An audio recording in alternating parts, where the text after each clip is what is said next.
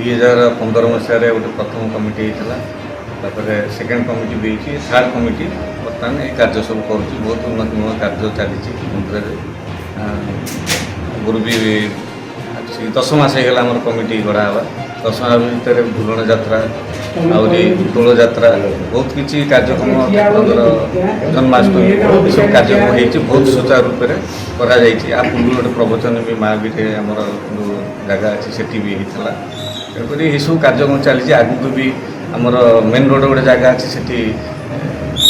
जलछत्र देवाई व्यवस्था कराई मसक संक्रांति को आरंभ हो संक्रांति सर मसक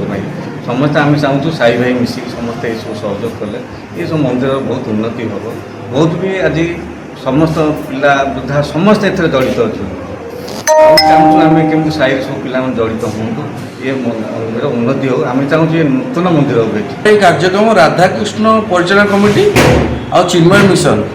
दुई जन आनुकूल हनुमान चालीसा प्रवचन काम कार्यक्रम आरंभ करा एप्रिल 5 रु 10 तारीख पर्यंत ये कार्यक्रम चलो बुझिपारे ये कार्यक्रम आम चाहूँ ये जो प्रवचन प्रोग्राम होती आज भी बहुत लोग आसते 100 ऊर्ध लोक आज आसते आउ भी ऊर्ध लोक आज जड़ित हूँ मुझे कैमेरा मध्यम जन दूसरी समस्त लोक जनइबी आउ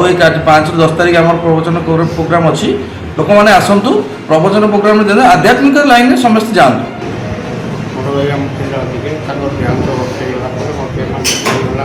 दायित्व देते अधिकारी तुलेगा सब पिला कमी ठाकुर उन्नति हम सब पर्वगुड़ाक पालित हम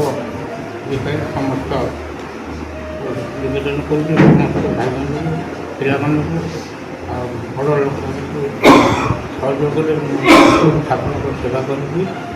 ये जो हनुमान चालीसा हनुमान को चालीसा विषय जो प्रवचनटा हो 5 ରୁ 10 तारीख जाए हम 6 दिन काल जाए आमर ये चलो प्रवचन कार्य कौन कौन सब कार्यक्रम रही कार्यक्रम हनुमान विषय जो चालीसा विषय से बुझेबे राम सहस्र नाम विषय से सब प्रवचन देवे प्रसाद सेवन व्यवस्था रही प्रसाद सेवन हाँ रही शेष दिन केते लोक हाँ तथा 200 लोकंर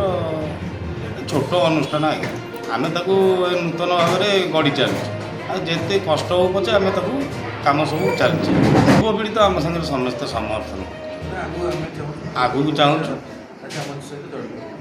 आगू भी आम चाहूँ आमर जी युवपीढ़ी अच्छा आउ सान भाई बड़ भाई मान जो लगिकी सब आम युवपीढ़ी नागिकी करुचु आमको देखिकी से प्रेरणा पाई आम सागर आसी मिशंतु।